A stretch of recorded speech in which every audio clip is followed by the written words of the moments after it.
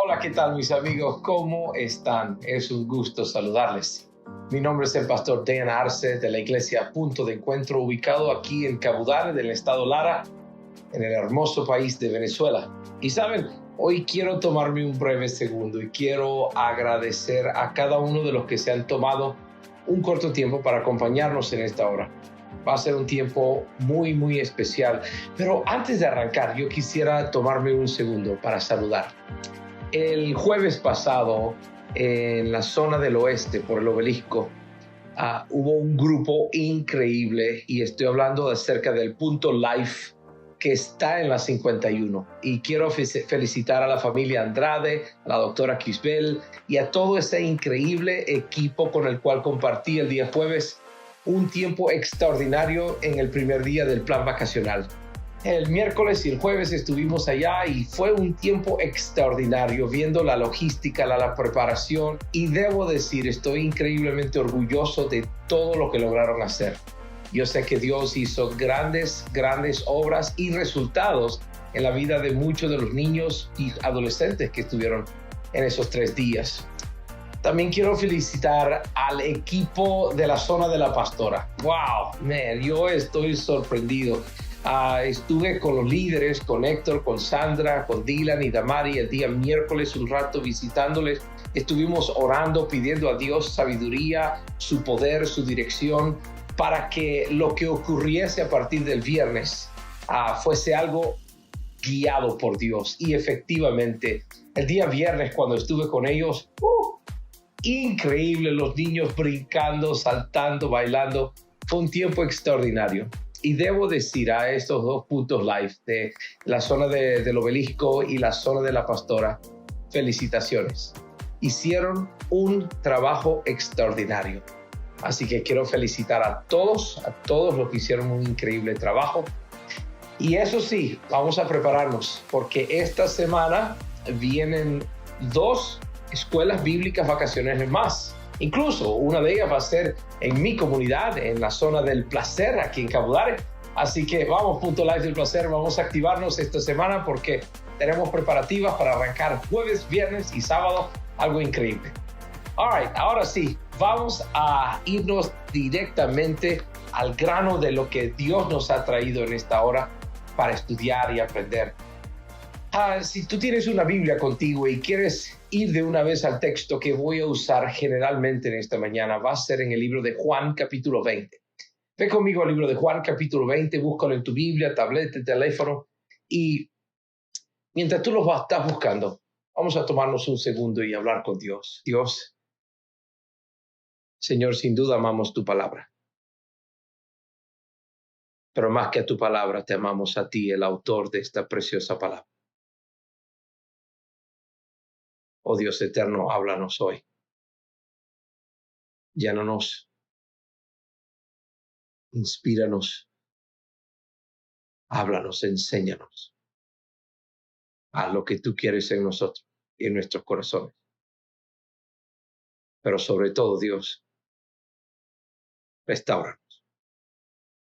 Gracias por tu palabra hoy. Bendícela en nuestras vidas. En el nombre de Cristo Jesús. Amén. Que Dios te bendiga. Que Dios te bendiga en esta hora. Si quieres, abre conmigo el libro de Juan capítulo 20. Hablando de restauración, ¿cuántos hemos sido heridos?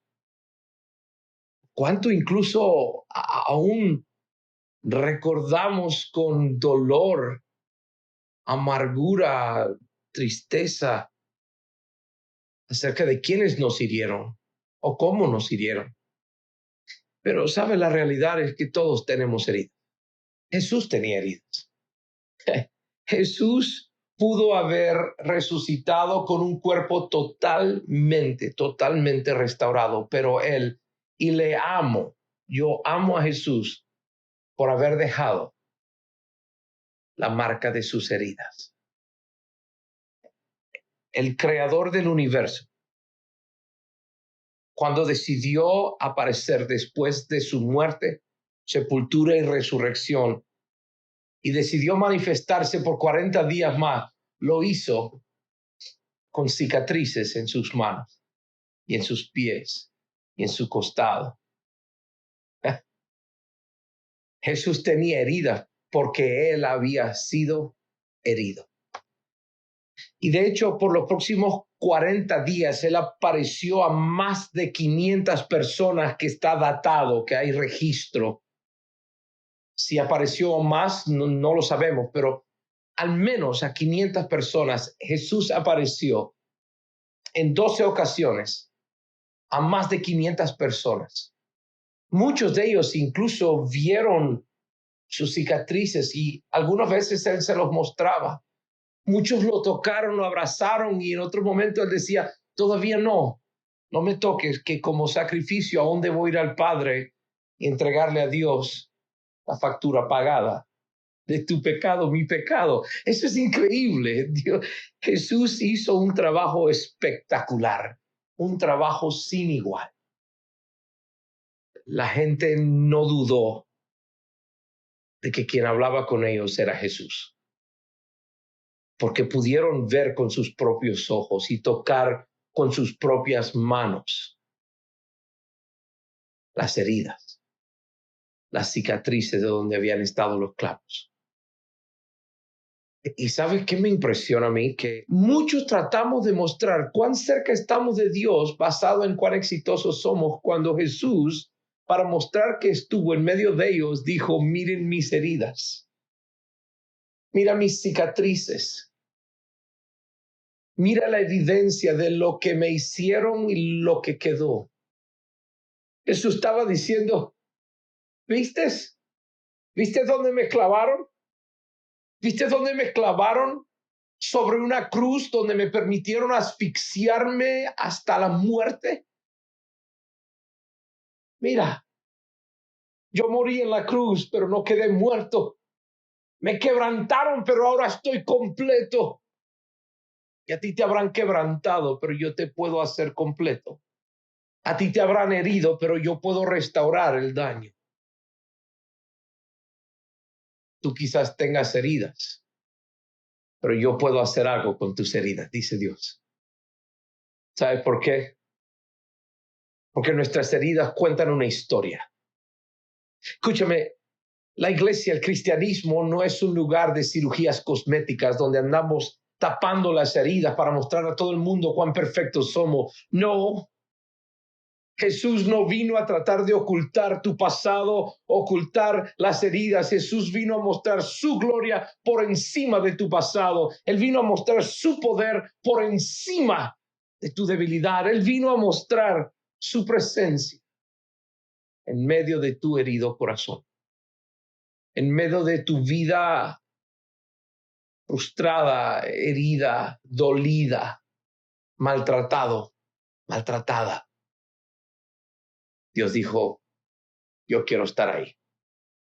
Y creo que por eso se me hace tan fácil hablar de este personaje en la Biblia llamado Tomás. Se encuentra en el libro de Juan capítulo 20.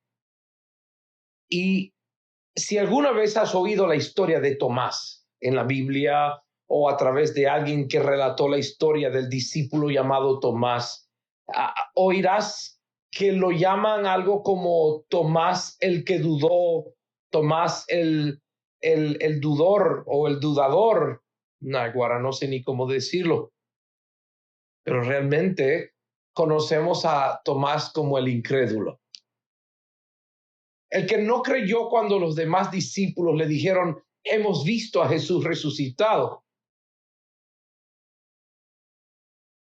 Pero es cómico que lo llaman Tomás el incrédulo, Tomás el que duda, y tú no te das cuenta que la gente muchas veces nos pone el sobrenombre por la debilidad que tenemos en nuestra vida, Ani la adúltera, Felipe el fornicario, Carlos el carnal, Roberto el robón, Petra la peleona o la chismosa. Ay, yo no sé. Pero a veces los demás, o incluso en la iglesia, somos identificados por el momento más oscuro en nuestras vidas. Ese es nuestro sobrenombre. Él es muy flojo. Él siempre queda mal. Esta persona, él es muy rumbero. A veces duele, ¿cierto? Cuando eres tildado de algo. Yo tengo un sobrenombre.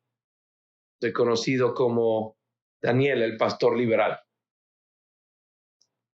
Me han acusado de no predicar según lo que la palabra de Dios dice, sino según mi propia sabiduría. Y lamento defraudar a quienes me han dado ese sobrenombre, pero yo no puedo acreditarme absolutamente nada de lo que las escrituras dicen. Mi trabajo es llevarlo de punto A a punto B, de punto A a punto B. Ese es mi trabajo. Escúcheme, no lo confieso como alguien que está amargado, por eso te lo cuento, porque he sido herido, aún queriendo servir a Dios. Me han tildado, acusado, me han dado títulos. El falso pastor, el pastor liberal, He sido duramente criticado por gente cercana a mí y lejos de mí, quienes me conocen algunos o decían conocerme y quienes no me conocen en lo absoluto. Y Tomás es conocido en este libro como, en la Biblia, incluso en el mundo cristiano, él es conocido por su sobrenombre de algo que hizo un día. Un día lo hizo. Y hasta el día de hoy hay mensajes predicados de él con el sobrenombre de Tomás, el que dudó. ¡Wow! ¿Te has sentido acusado por una cosa que has hecho en tu pasado o reciente? ¿Te has sentido cargado llevando un título que, no sé, desearías nunca haber hecho? Pues es interesante que Jesús entró al sitio donde Tomás debía estar y resulta que no estaba. Déjame mostrártelo en Juan capítulo 20, verso 19. Cuando llegó la noche de aquel mismo día, el primero de la semana, este es el día que Jesús resucitó, ¿entiende? Ya pasó viernes, ya pasó el sábado y es el primer día de la semana. Es el domingo. Ya Jesús se le había aparecido a María Magdalena, a otras mujeres. Y en ese momento Jesús se aparece en el cuarto donde estaban todos los apóstoles del Señor Jesús. ¿Y qué estaban haciendo? ¿Valientemente predicando? No, estaban con las puertas cerradas, encerrados, escondidos, por temor de lo que los demás iban a hacer hacia ellos. ¿Y cómo nadie acusa a los otros? A Pedro, el miedoso, Leví, el encerrado. No, dicen es Tomás el que dudaba. Jesús se acercó a un grupo de hombres que supuestamente eran los líderes, a quienes Dios mismo había escogido para ser sus discípulos, quienes irían a muchas naciones a predicar el reino de Cristo Jesús. ¿Y dónde estaban? Encerrados.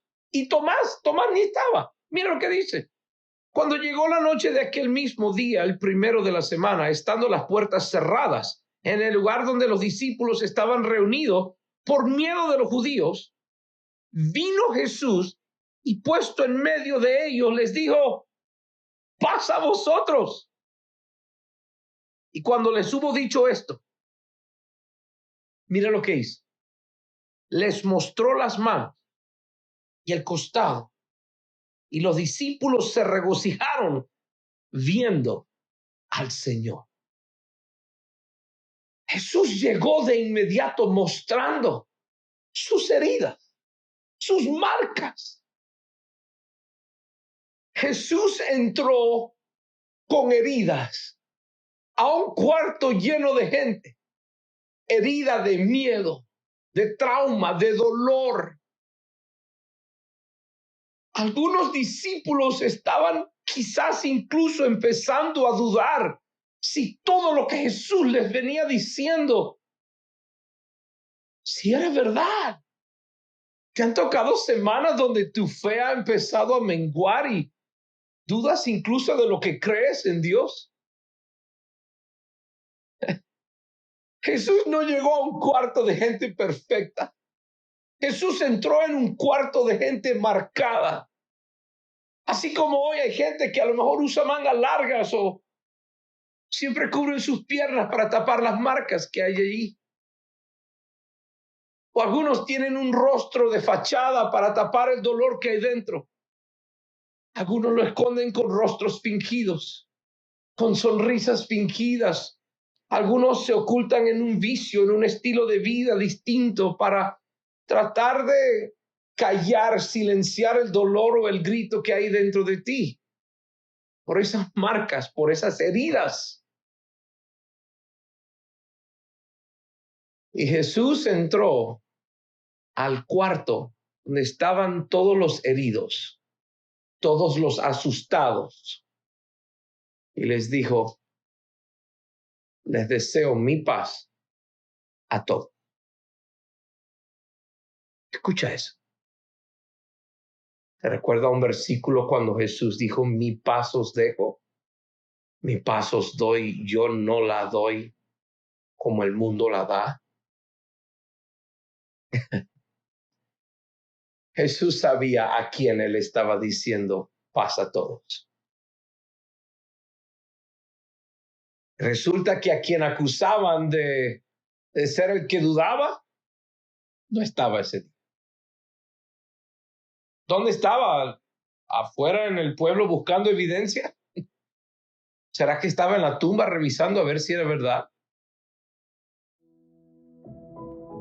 Yo no sé, pero no sé dónde estaba Tomás, pero sí sé dónde estaba Jesús. Y quiero por un momento, aunque no es Semana Santa, quiero hablarte de los clavos. Los objetos que el enemigo usó para causar daño, para herir, para dejar heridas. Yo sé que si te pregunto hoy podrías identificar tanto a las personas como las cosas o los momentos que te han causado grave daño. ¿Cierto o falso?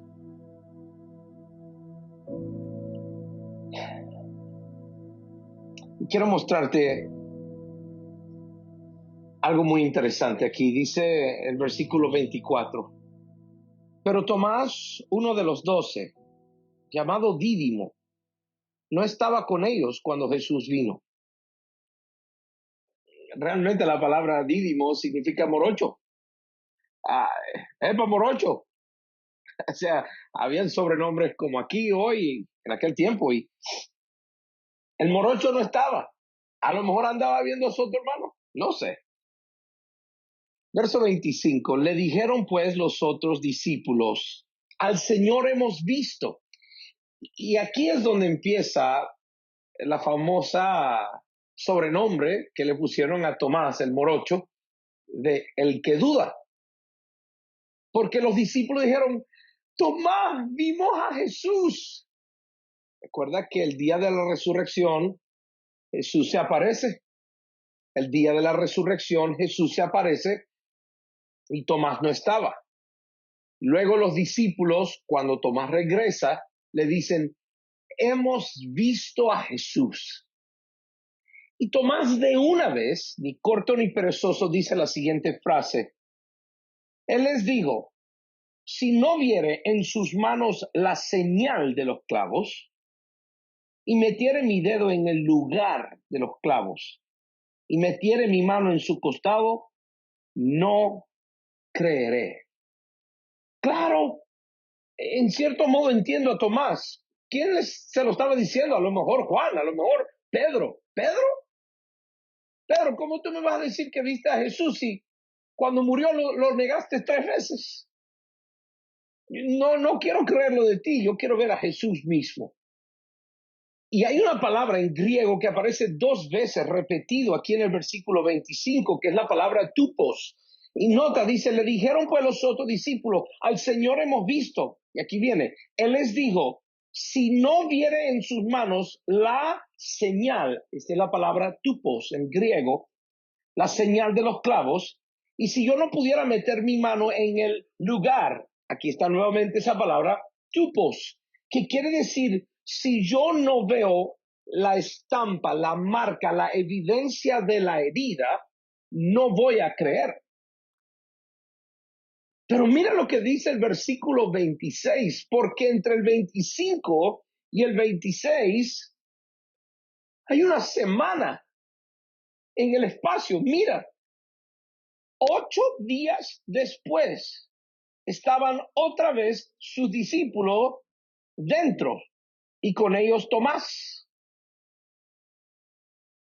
¿Cuántos días? 8. No 8 horas o 8 minutos. ¿Por qué 8 días? ¿Por qué Jesús tenía que esperar 8 días cuando los discípulos le dicen a Tomás, Tomás, lo vimos con nuestros ojos, lo escuchamos hablar con nuestros oídos, pudimos tocarlo, nos mostró sus heridas? Y Tomás dijo, no creo. Él pudo en ese momento, ¡pum!, aparecer. Aquí está Tomás. Pero esperó 8 días.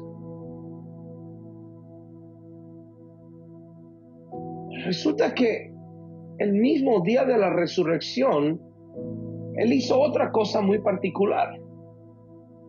Y resulta que esa cosa que Él hizo está registrada en el libro de Lucas capítulo 24. Y no te voy a pedir que lo busques. Si quieres, anótalo, Lucas 24, y lo lees después. Este es el primer día de la semana, el domingo. Jesús ha resucitado. Y Jesús va en búsqueda de sus discípulos, a quienes Él por 3 años les predicó, hey, voy a morir y luego voy a resucitar. Él lo hizo ilustrativamente, van a destruir el templo y en 3 días lo voy a reedificar. No es que Jesús no les había dicho, es que la fe de los que habían oído el mensaje no estaban dispuestos a tener la fe del tamaño del Dios que les había pedido que crean en Él.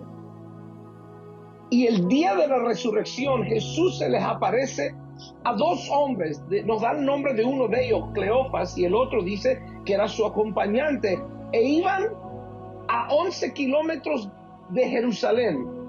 O sea, estaban lejos, a 11 kilómetros de donde había ocurrido todo.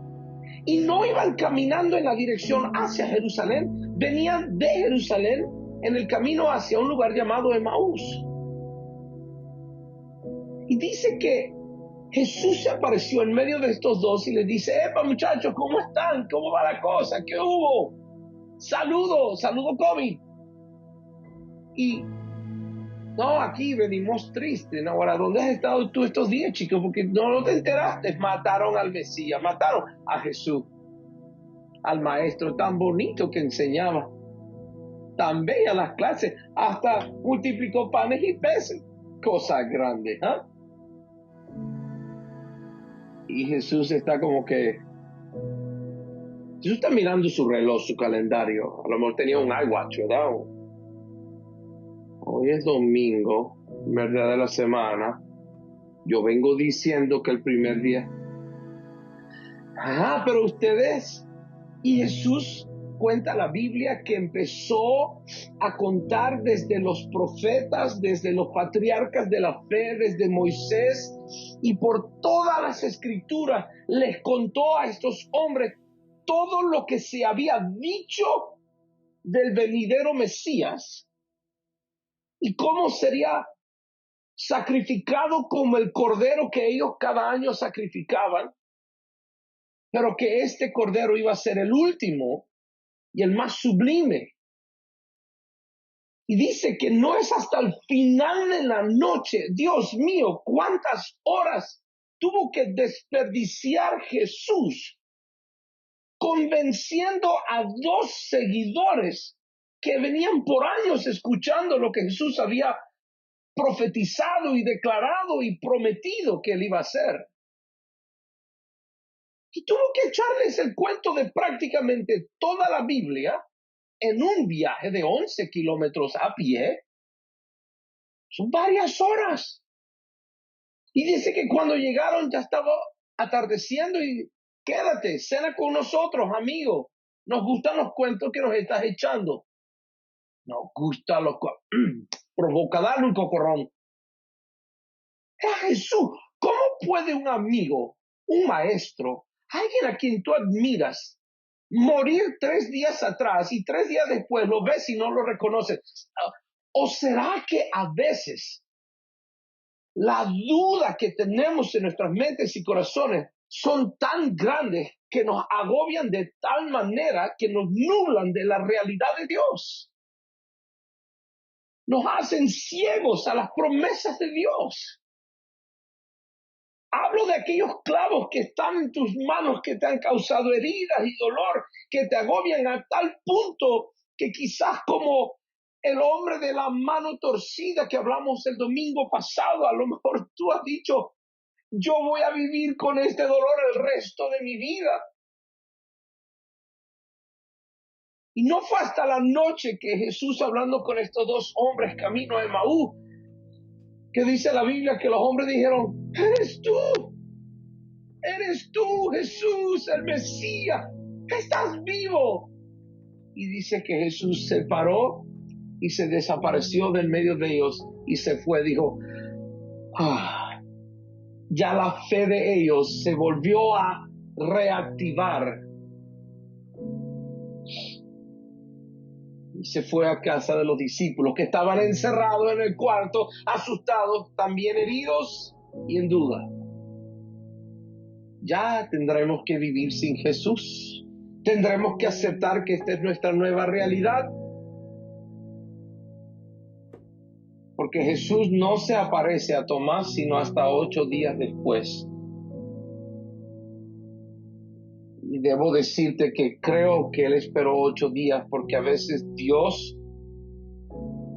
te va a dejar en espacios que no entiendes.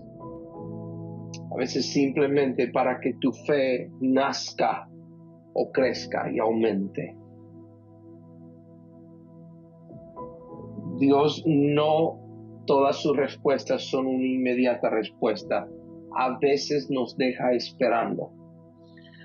Solamente para saber si te recuerdas de todo lo que Él prometió que Él haría. Para ver si nuestra fe, porque si tu fe y mi fe necesita una explicación, entonces no es fe. Tú quieres esa evidencia. Dios dice, el que tiene fe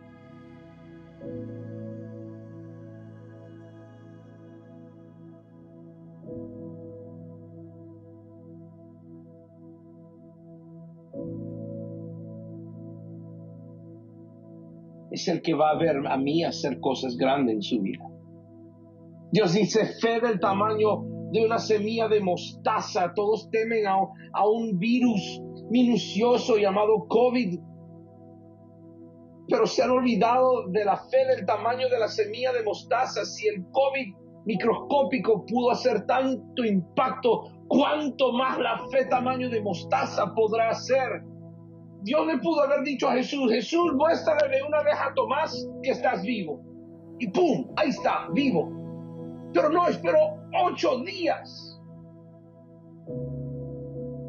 Si tu fe necesita mucha explicación, tu fe no te va a sustentar en Dios. Dios a veces nos hace esperar.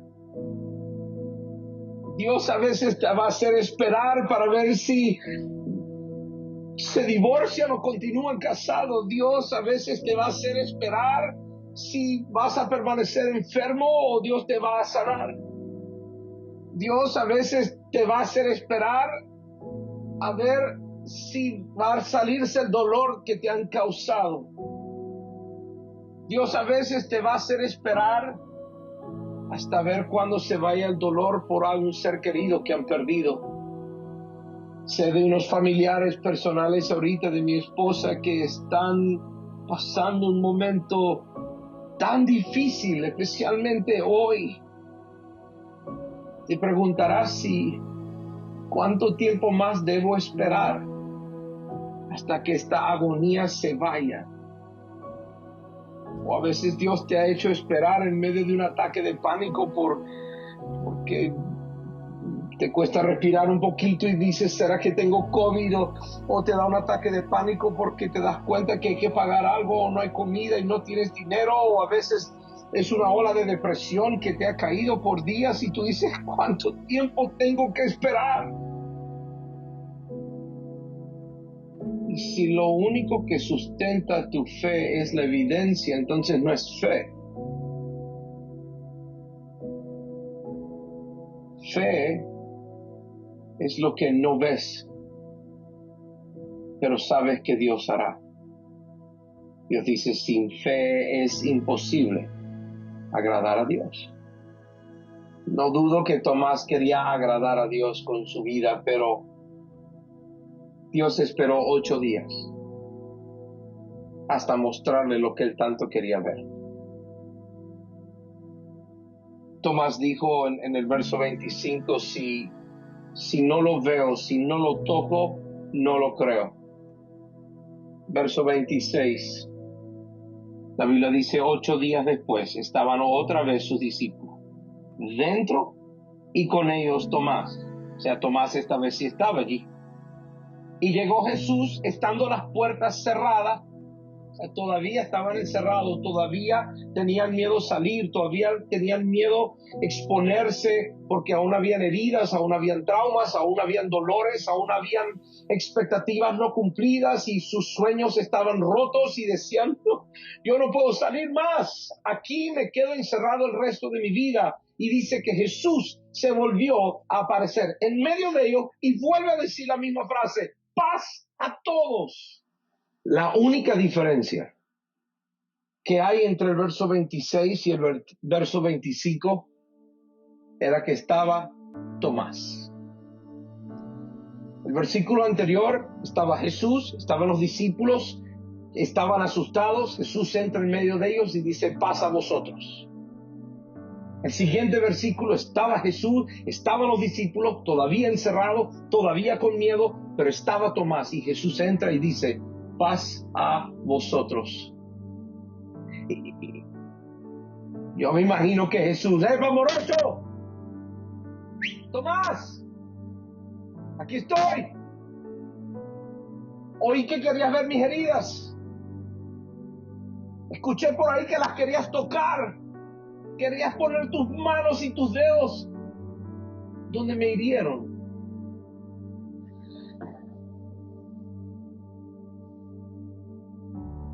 Pero me hago una pregunta.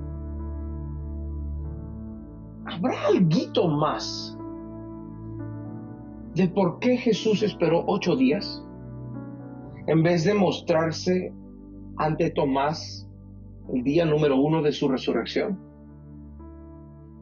Y cuando estaba estudiando esto, me inquietó la pregunta, ¿cuánto tiempo dura una herida para cicatrizar? Y empecé con, creo lo que la mayoría haría, buscar en Google, ¿cuánto tiempo dura la piel para cicatrizar una herida abierta? Náguara, y me salieron un montón de opciones. Y luego empecé a estudiar páginas web médicas de doctores y entrevistas en YouTube, documentales de el proceso de la cicatrización, y vi muchos videos como este que muestra todas las células trabajando en llenar el vacío de una herida que estaba allí. Míralo, mira cómo se crece, se aumenta. Tapan la herida. Fotografías tomadas cada 12 horas. Cada 12 minutos, discúlpame.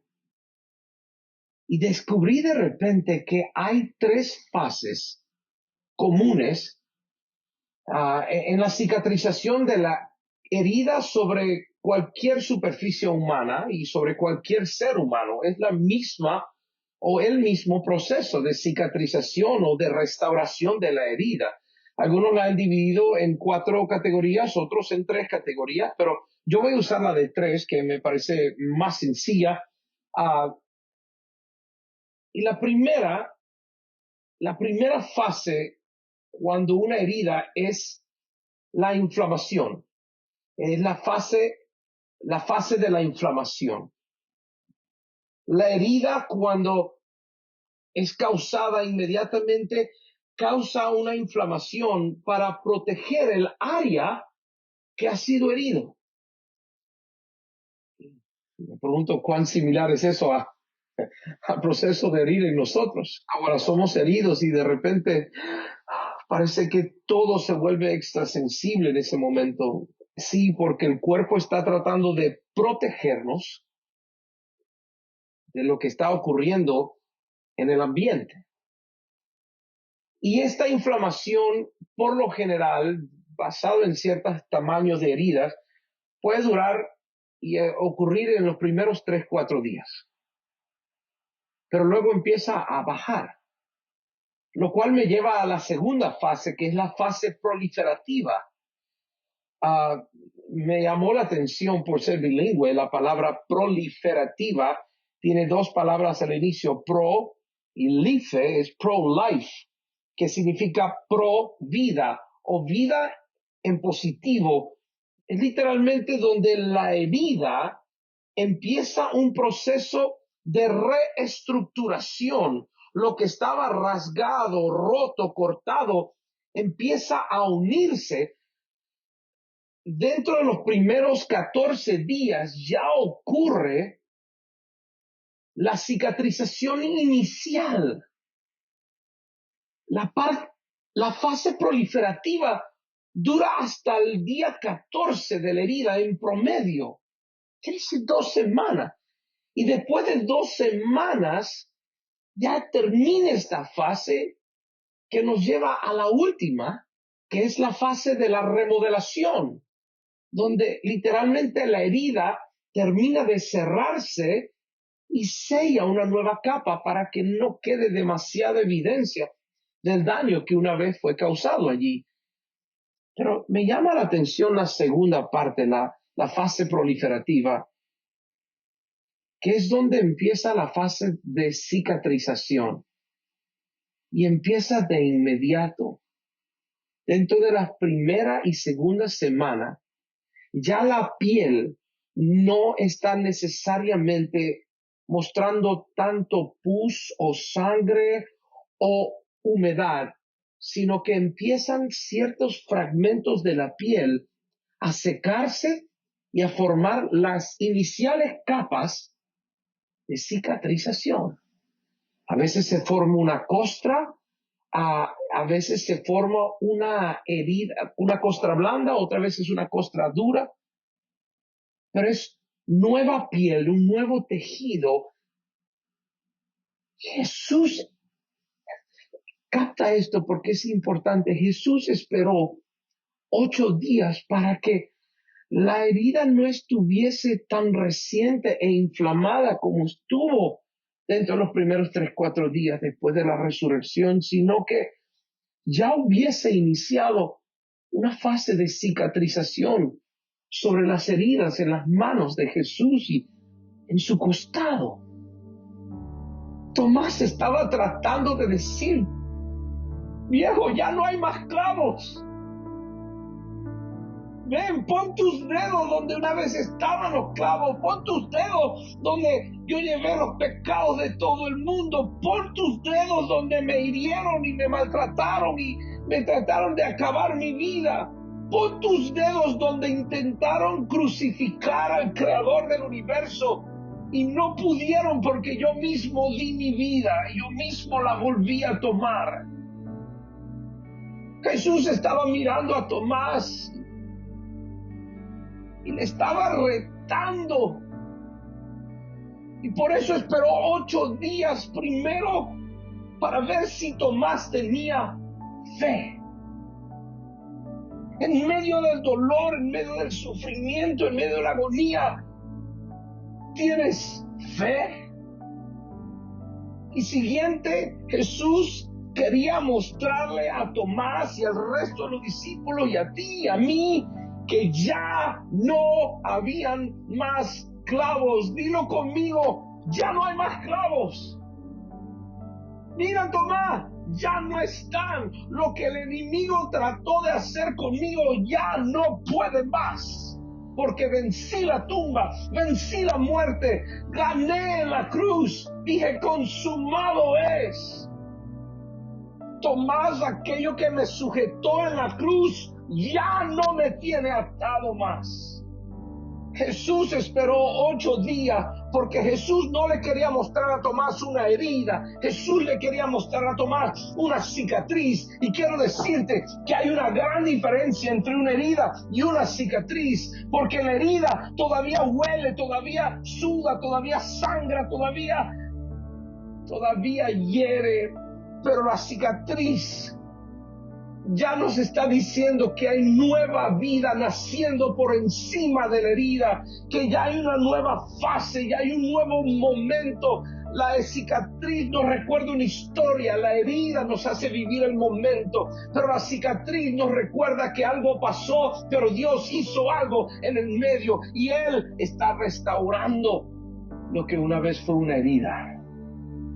Y Jesús esperó 8 días para mostrarle a Tomás, más que una herida, una cicatriz. Tomás, ya los clavos no están.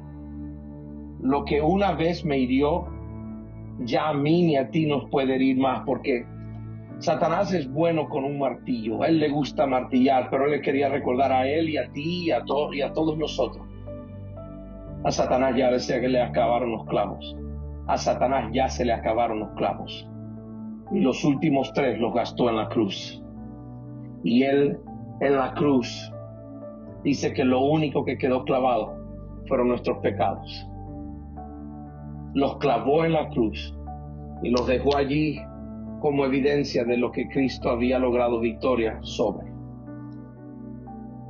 Dios dejó clavados los pecados como un acta diciendo perdonado, como un documento que atestigua tu inocencia y mi inocencia delante de Él. Pero quería preguntarle a Tomás, ¿tienes fe? Lo que para nosotros es quizás un poco difícil es pensar en ser restaurados. Para muchos es no sentir más dolor. Ser restaurado no significa que la herida no fue algo que realmente ocurrió. Jesús no llegó y cuando los discípulos le preguntaron, ¿cuál cruz? ¿Cuáles clavos? No, Jesús mostró sus heridas. Él dijo, yo pasé por esa cruz, fue horrible. A mí me atravesaron esos clavos. No puedo describir con palabras la agonía que sentí. Y en esta serie de restaurados, ser restaurado no es ignorar que algo que duele ocurrió, o ignorar que nos hirieron, que nos han causado dolor. No, la restauración no es ignorar lo que ha pasado. Hay un versículo en la Biblia, Filipenses 4:13, y creo que todo el mundo literalmente mal utiliza ese versículo.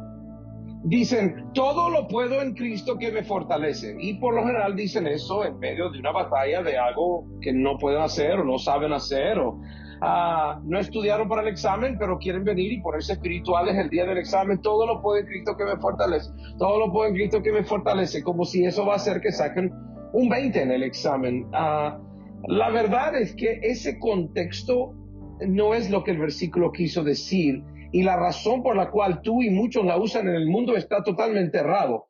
Tú no puedes hacer todo en Cristo. Y te voy a explicar. No me juzgues tan rápido. Dame un segundo.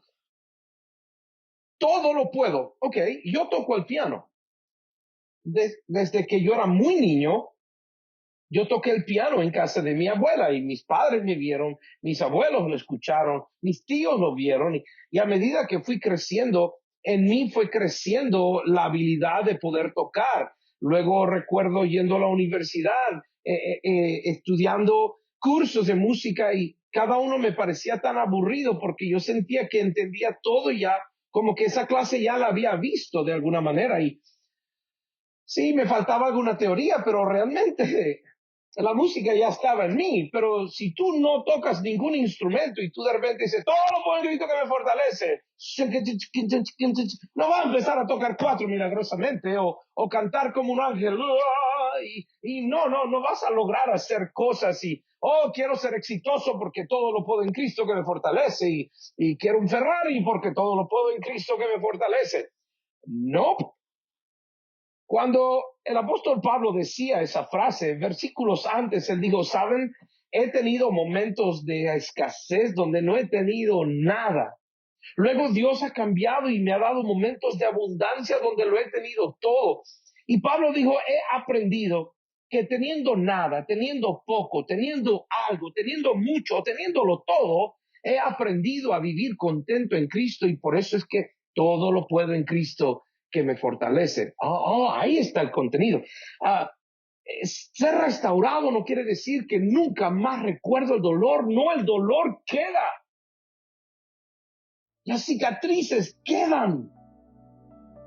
Pero cuando lees lo que la palabra de Dios dice en Isaías capítulo 53, verso 5, mira lo que dice.